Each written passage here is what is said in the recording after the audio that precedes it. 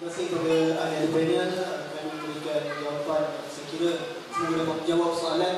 Tapi sebenarnya saya banyak soalan kita nak bincangkan, nak diskusikan pada tengah hari ini, tetapi disebabkan masa itu telah masuk ke masa yang perlukan kerja lain yang kita lakukan. Jadi kita terpaksa hentikan diskusi kita pada pagi ini. Tetapi secara umumnya saya melihat perbincangan tadi merupakan satu pada saya permulaan untuk kita mengenali dan bagaimana kita mencari solusi yang tuntas bagi memastikan kita benar-benar memahami hak asasi manusia dan demokrasi, dan bagaimana kita menyantungi faham-faham ini dalam kerangka pandangan ahli Islam.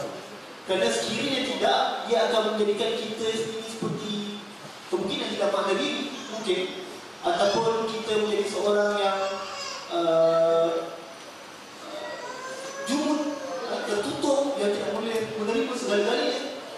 Mana satu? Jadi mungkin ini perlukan pencernaan bagi saya. Tidak merasakan diskusi pada pagi ini telah mencapai tahap yang matang dari sudut perbahasan, tetapi memerlukan sesi selepas ini, dan saya rasa Abi telah memulakan sesuatu yang baik.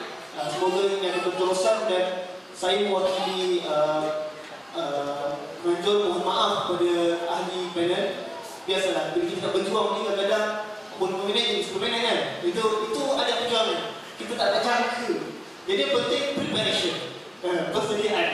Jadi saya mohon apa pun saya sangat hargai macam mana perbincangan yang sepatutnya panjang dipendekkan. Maknanya bila kita dah sampai ke sesuatu dengan baik, moga-moga ia dapat dinilai sebagai amal soleh dan dicampakkan kefahaman kepada yang mendengar. Jadi saya mewakili penganjur, mohon maaf sangat-sangat kepada ahli-ahli di hadapan, dan saya mengharapkan perbahasan yang lebih baik pada masa akan datang. Jadi saya rasa setakat itu sahaja saya tangguhkan pada tengah hari ini 1.5.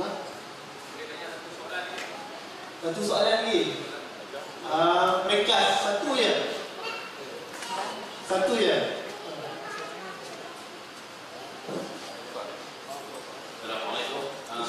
Nama saya Abdul bin Razali. Firman Allah bunyi, sesungguhnya Al-Quran diturunkan kepada orang yang benar-benar ingin beriman kepada surah Yasin ayat 10.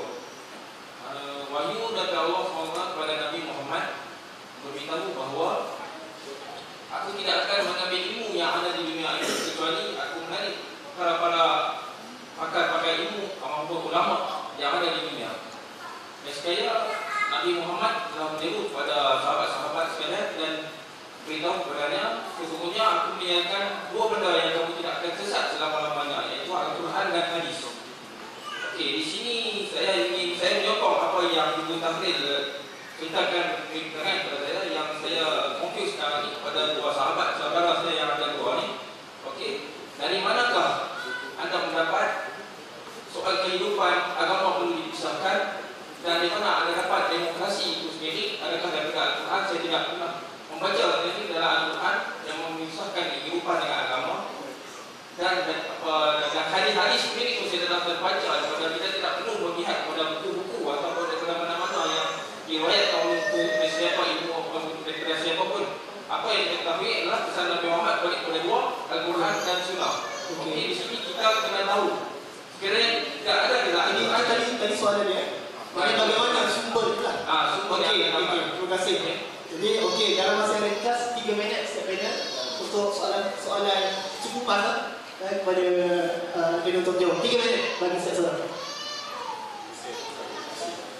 Sebenarnya perkataan siasat politik pun tak ada dalam Quran, tapi kita semua berpolitik kan. Sebab itu memang lumrah hidup. Kita perlu berbincang dengan perbezaan pendapat, beramah antara sama sekali. So jadi tak semestinya kalau tak ada dalam Quran, kita tidak boleh, tiada lagi fenomena dalam dunia ini yang kita boleh memikirkan. Satu ialah Quran itu satu teks yang kompleks. Apabila Rasulullah menerima wahyu, dia demam, dia takut, dia khawatir. Kita ni baca Quran tu ada demam, ada takut, ada khawatir tak? Kan? Tak ada, sebab kita punya penghayatan tu dah simplified. Jadi kita kena berlaku adil kepada teks itu sendiri. Konteks wahyu itu juga. apa perbezaan pendapat para ulama mengenai suatu surah, suatu ayat. Jadi itu kita harus mengambil kira. Kita tak boleh menganggap Quran ini satu manual yang simple. Jadi untuk menghormati complexity of the text, kita haruslah merenungkan makna yang lebih mendalam teks itu daripada something yang boleh kita simplify lepas tu menuduh orang. Nah, saya mengatakan tadi secularism itu bukan perasingan agama dari individu, bukan. Secularism yang saya maksudkan ialah perasingan agama daripada mekanisme politik moden. Instrumen-instrumen politik yang ada sekarang ini, seperti negara bangsa dan the modern state, di mana agama ini dipolitikkan sehingga menjadi something yang negatif kepada masyarakat. Dan kita mahu membebaskan agama daripada politik. Itulah istilah penggunaan istilah secularism yang saya maksudkan.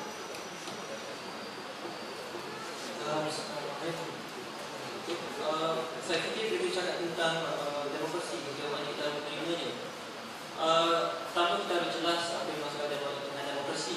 Tarikh demokrasi itu it's a prerequisite.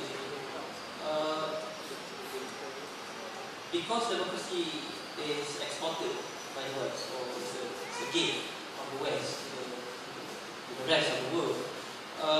This begs the question, bagaimana harus kita mendepani cabaran daripada kebudayaan Barat.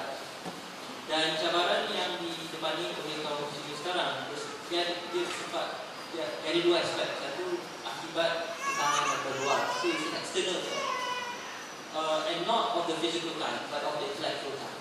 And also the infiltration ataupun kemasukan unsur-unsur asing ini akibat kelemahan dalaman umat Islam sendiri.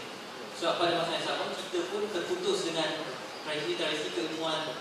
Kita tak tahu siapa ulama. Kita tak tahu ilmuwan kita yang harus kita tuki, yang harus kita mani.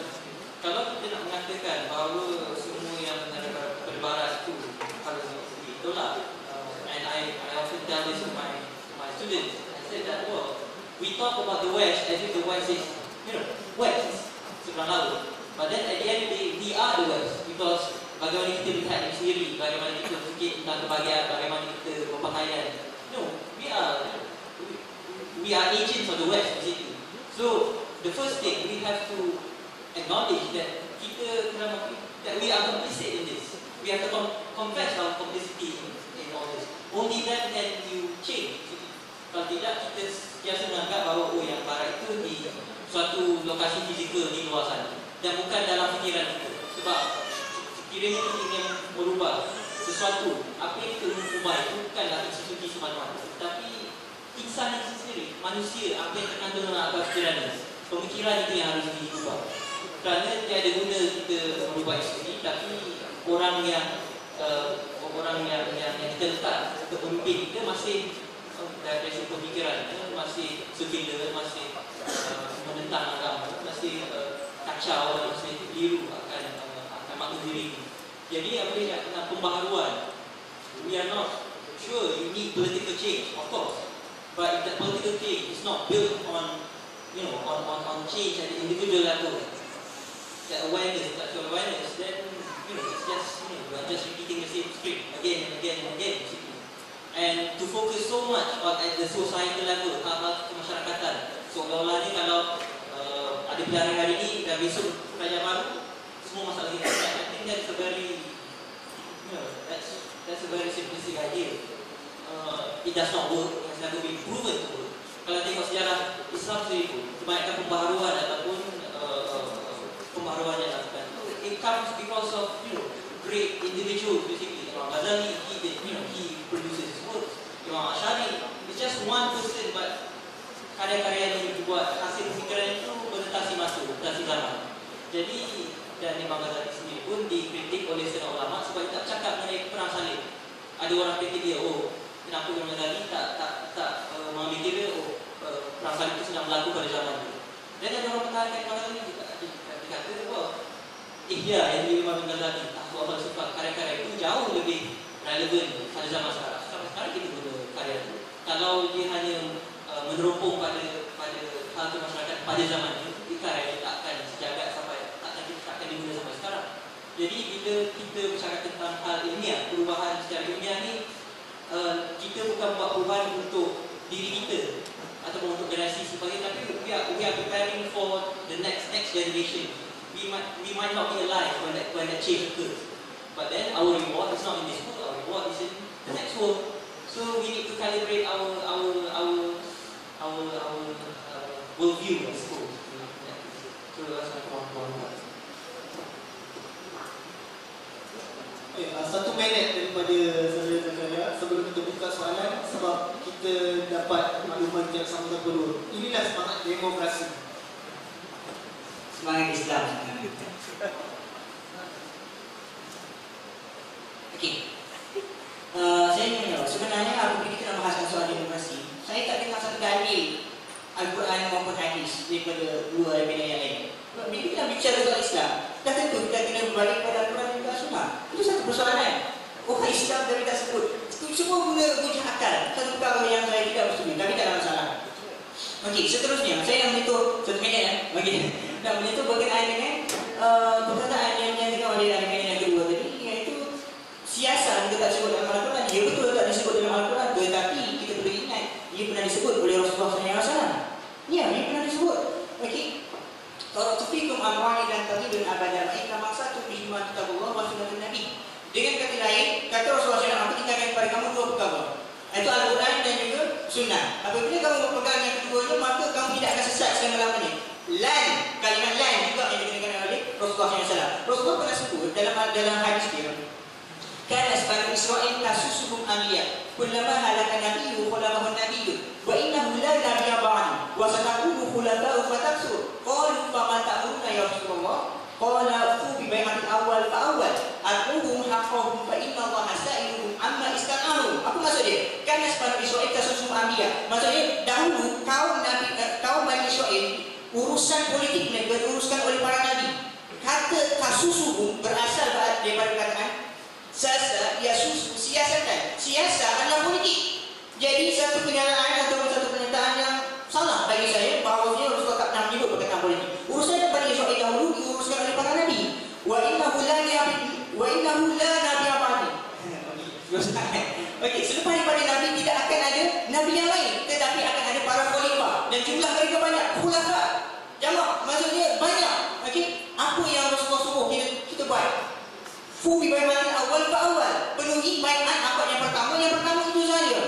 Kerana Allah akan meminta pertanggungjawaban ke atas pemimpin itu sendiri. Dengan kata lain, Rasulullah telah mewariskan satu jalan, iaitu khilafah Islamiyah yang dipimpin oleh khalifah, bukan Perdana Menteri, bukan presiden ataupun yang lain-lain. Jazakallah.